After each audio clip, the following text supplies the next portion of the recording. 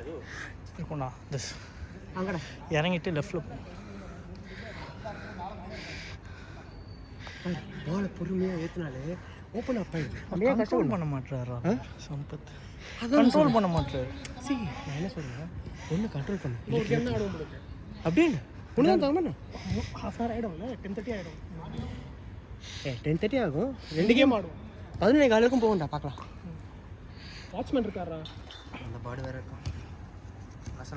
Time என்ன நல்லா தான் இருக்குது நம்ம கேம். என்ன கோல் விட்டாலும் நம்ம நல்லா தான் ஆடுறோம். இவன் கிரீஷ் நல்லா ஒர்க் அவுட் பண்ணுவான்.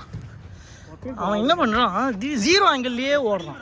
அவன் அவசரப்படுவான்டா அப்படியே. இல்லைடா, அவன் பாஸ் பண்ணுறதும் சரி, லாஜிக்கே புரியல. அது ப்ராக்டிவாக இருக்காது. அது யூஸே இல்லை. மேக்ஸிமம் வின் முடியும், கார்னர் தான் வின் ஆக முடியும். அங்கே சம்பத்து கூட்டம் சம்பத்து என்ன பண்ணுவார், ஒன்றும் பண்ண முடியாது. நீ கட்டிங் பண்ணி சங்கர் வரும். அதுதான் இப்போ நான் கடைசியாக கிரண் போட்டேன். அந்த மாதிரி போட்டால் யூஸ் இருக்குது. அதுதான் சொல்கிறேன். இப்போ நீ இப்போ 2 பால் நம்ம எப்படி அடித்தோம் புரியுதா? மூமெண்ட் தான் புரியுதா? ஈஸியர் மூமெண்ட்டு 1-on-1 கீப்பர் முடி. கிரீஷ் நல்லா தான் அவன் ஓடுற இடம் யூஸே இல்லாத இடம் அது. 0 ஆங்கிளில் அதுவும் சின்ன போஸ்ட்டை வச்சு நான் என்ன பண்ண போகிறாங்க. வைட் ரன் எடுக்காத. எடு வைட் ரன் எடு. கட்டிங் பண்ணு.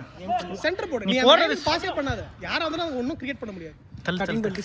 கட்டிங் பண்ணி ஷூட் பண்ணி. ஏன்னா வைட்ல இருந்து ஷூட் அடிக்கிறது வேஸ்ட். இல்ல கிராஸ் வேஸ்ட். பாத்து உன் ரேஞ்ச் என்ன எடுத்தனா ஃபுல் ரேஞ்ச் இல்ல. நீயே 0 ஆங்கிள் ஆக்கிக்கிற உன் கேம். நீ ரொம்ப கட்டிங் பண்ண வேண்டாம். ஓடி போய் பால் நிறுத்து. அவனே முன்னாடி போய்டுவான். நீ சாப் பண்ணிட்டு அப்படியே அடிச்சிக்கலாம். அவ்வளவுதான். ஷோல்டர் ரோல் பண்ணிட்டு ஷாட் எடுக்கணும். கிரீஷ் அது கூட கிடையாது.